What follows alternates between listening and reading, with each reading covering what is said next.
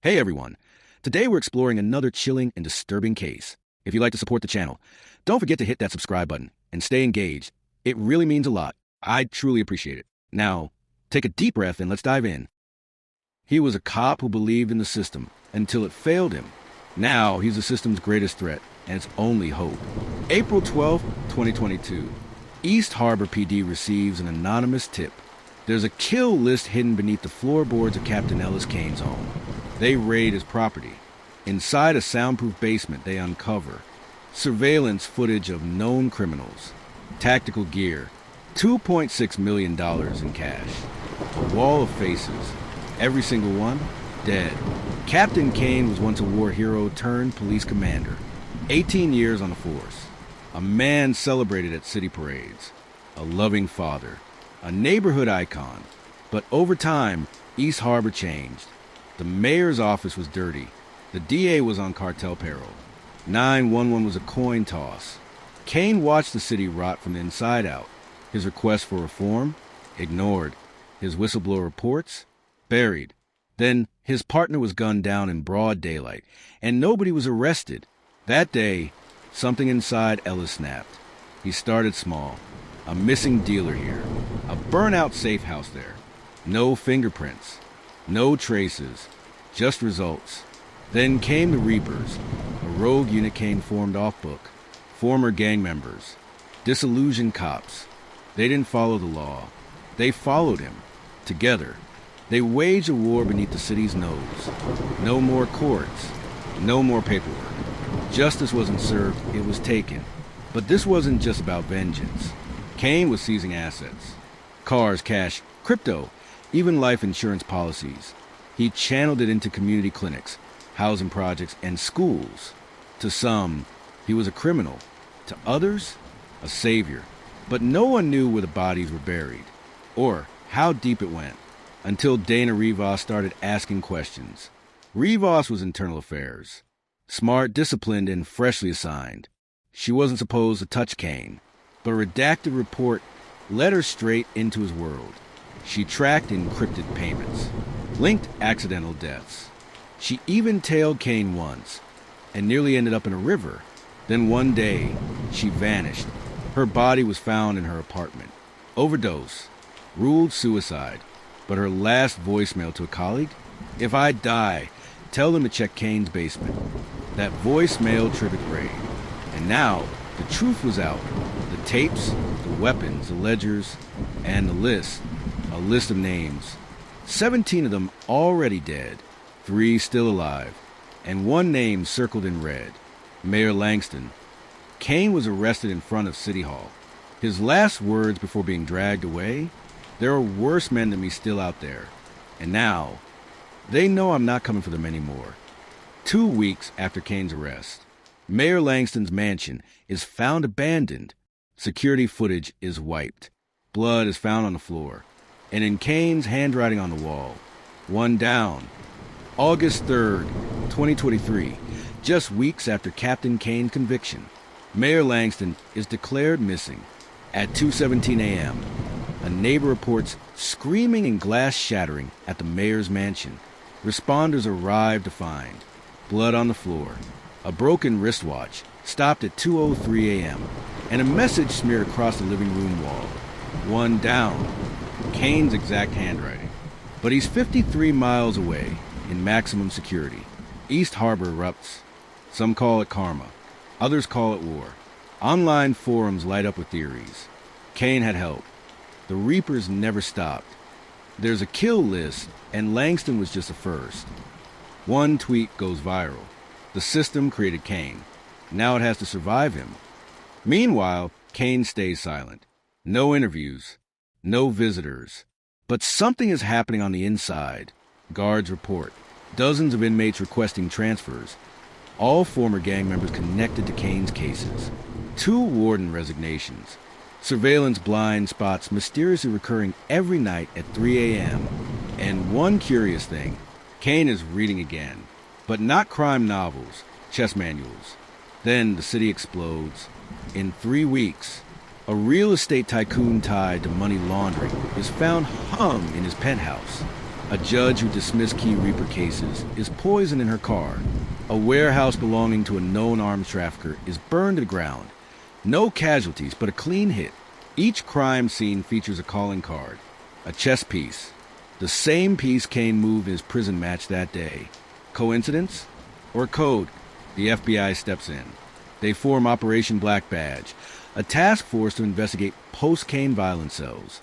But the deeper they dig, the worse it gets. Financial records show anonymous donations to local youth programs, matching the exact amount of seized drug funds.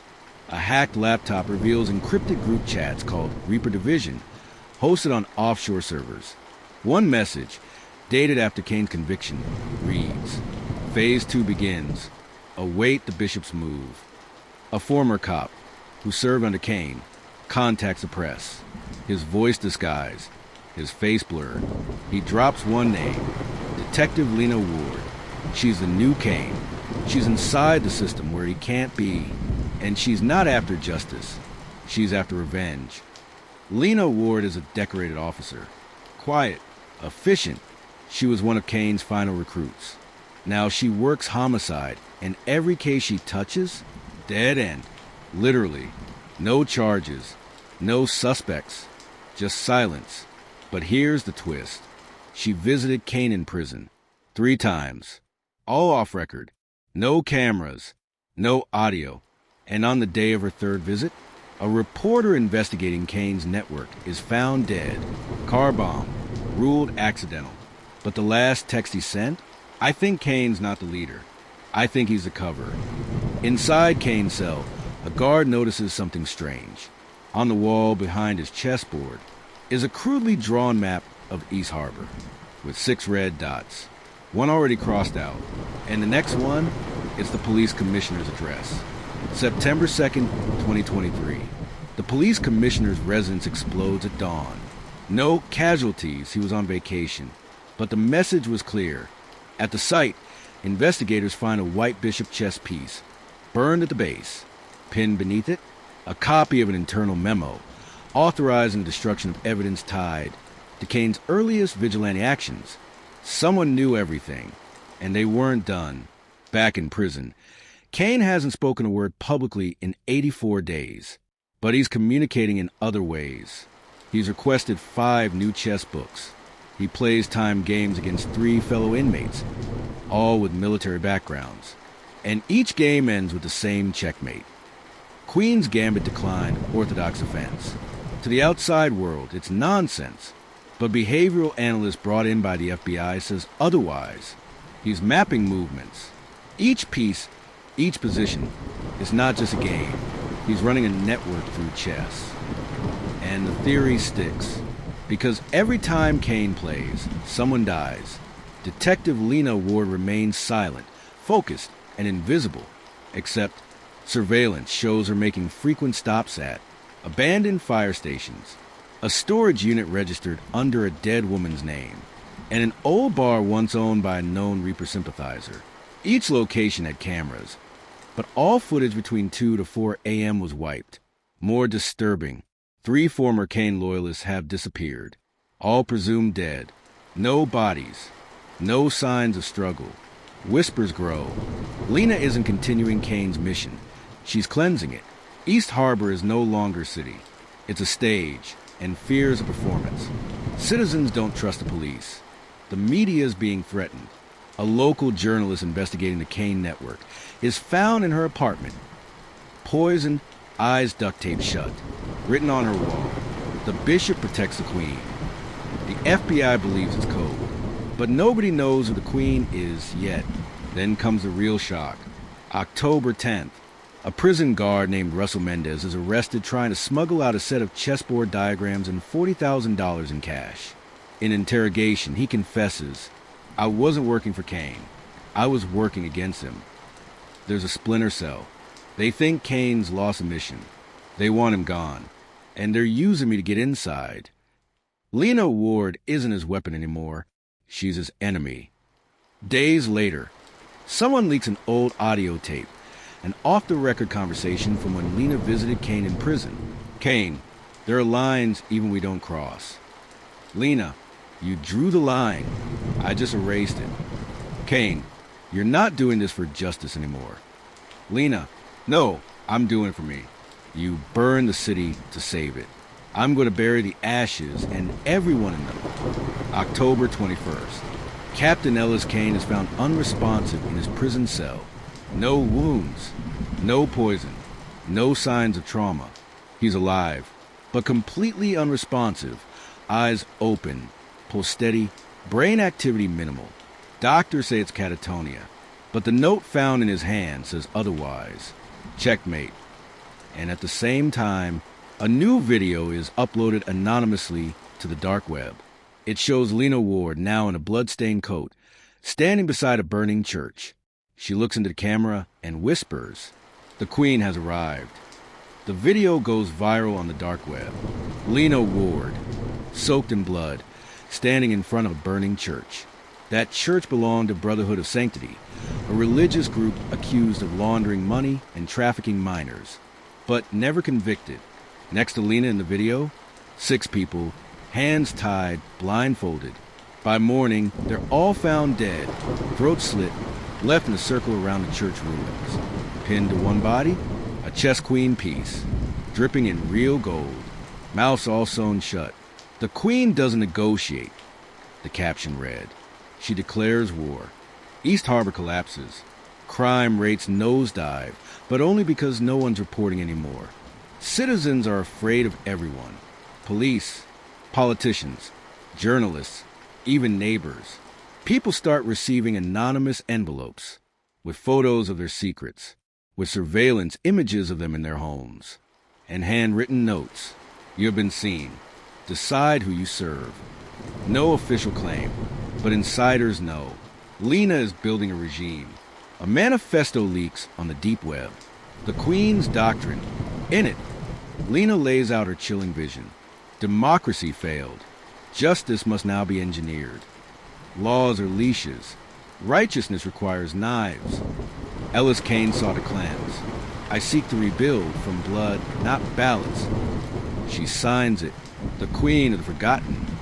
What Kane started, Lena is now industrializing. And her reach? Global. Anonymous payments begin flowing into her network from foreign crypto wallets. Ex-military operatives from outside East Harbor begin showing up dead, all with chest markings carved into their chests. But then, something darker emerges. A masked figure appears in a new encrypted livestream. Voice disguised, face hidden. He goes by one name, the Pawn. Kane was too soft. The Queen is too angry. But me? I don't care about justice. I care about winning the game. He claims to be Ellis Kane's first recruit, a name never mentioned. A man Kane once banished from the Reapers for going too far. Now he's back, and he's calling out Lena directly. "You're no queen. You're a madwoman with a crown made of corpses. Let's see how well you bleed." And on the screen, coordinates leading to the East Harbor Police Armory. That night, the armory explodes. Dozens dead, weapons gone. A war begins. Not police versus criminals, not citizens versus government, but Queen versus Pawn. And caught in the middle, everyone else. 1 week later, a prison nurse smuggles out Kane's old leather-bound journal. Inside are pages of handwritten notes, cryptic, brilliant, terrifying. One entry reads, "I chose the Queen because she had purpose." Another, "But I always feared the Pawn because he had nothing to lose." And in the back of the journal, a folded note. On it, Kane's final written words. "If you're reading this, I've already failed. Save the King." November 11th, 2023. A child goes missing from a foster home. A boy named Isaiah Kane, Ellis Kane's son. He was supposed to be in protection, but he's gone, and the only thing left in his empty bed, a chessboard, and one piece lying on its side. The King. November 11th, 2023. 9-year-old Isaiah Kane disappears from a protected foster home. He was under federal supervision, GPS tracked, 24/7 private security. Still gone without a trace. On his pillow, a single chess piece, the King, toppled on its side. In red ink on the wall, check doesn't mean mate. His disappearance sends shockwaves. Because if the pawn has Isaiah, this isn't revenge anymore. It's bloodline warfare. East Harbor enters total lockdown. Roads closed. Curfews imposed. Blackouts hit communication towers. But it's too late. A new video leaks. The pawn, standing in front of a monitor displaying live footage of Isaiah, asleep in an unknown room. This boy carries Kane's blood. If he survives, so will the sickness. So I'm giving the queen a choice.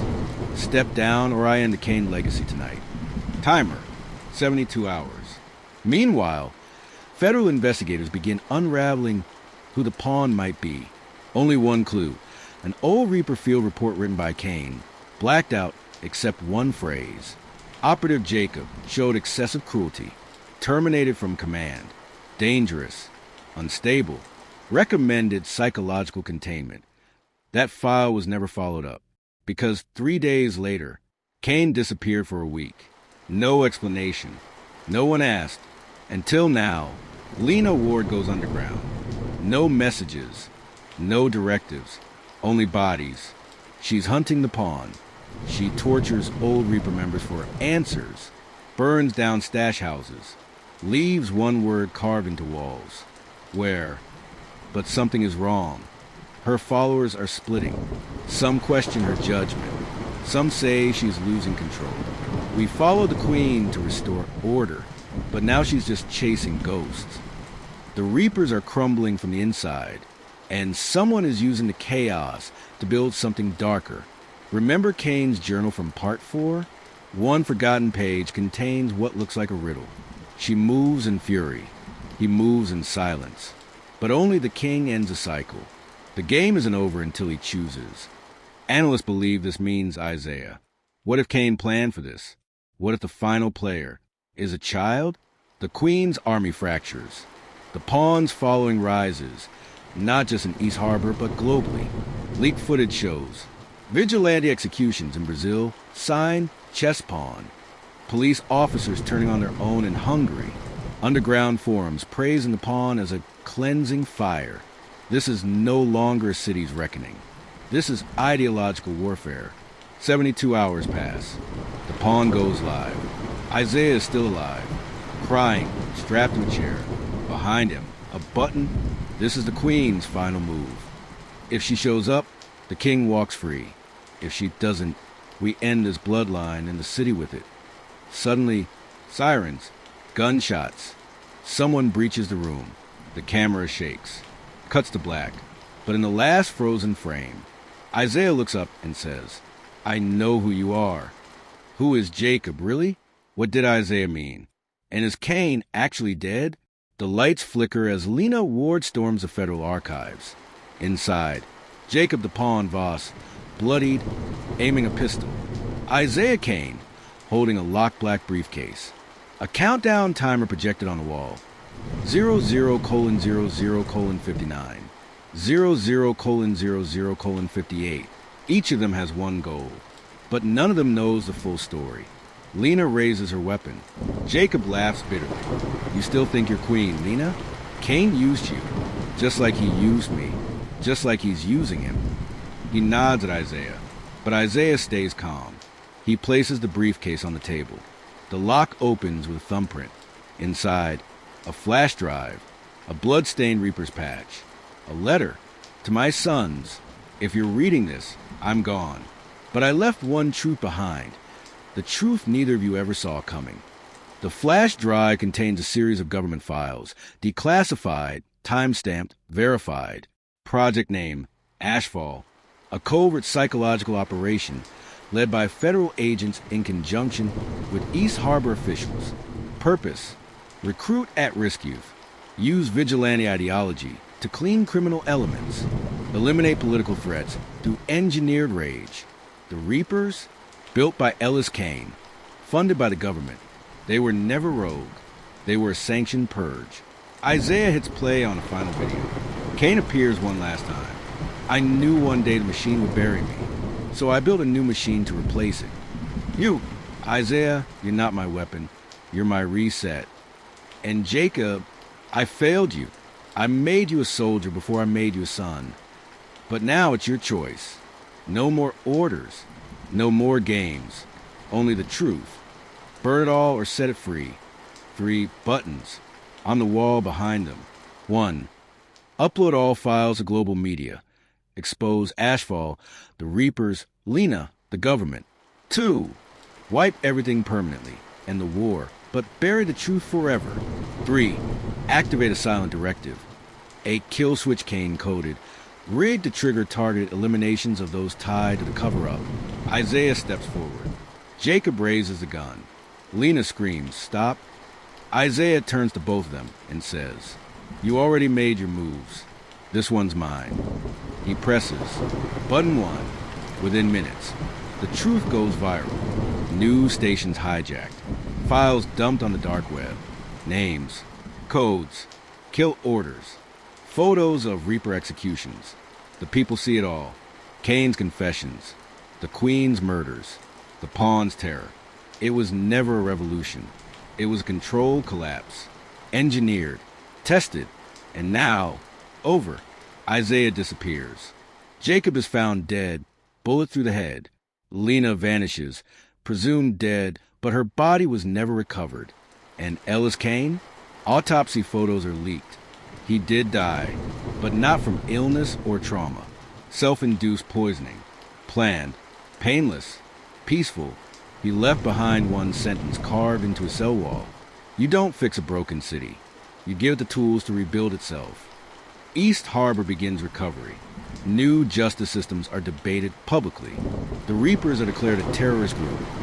Yet murals of Kane still remain. A statue of Isaiah, chess piece in hand, is unveiled in silence. He started as a cop. He became a ghost. And in the end, Ellis Kane wasn't a hero. He was a mirror reflecting everything we are and everything we're too afraid to become. This was the final move. The end. What are your thoughts on this case? Share your thoughts in the comments below. And don't forget to subscribe to the channel to stay updated with more stories, where each case isn't just about crime, but also offers a lesson for life.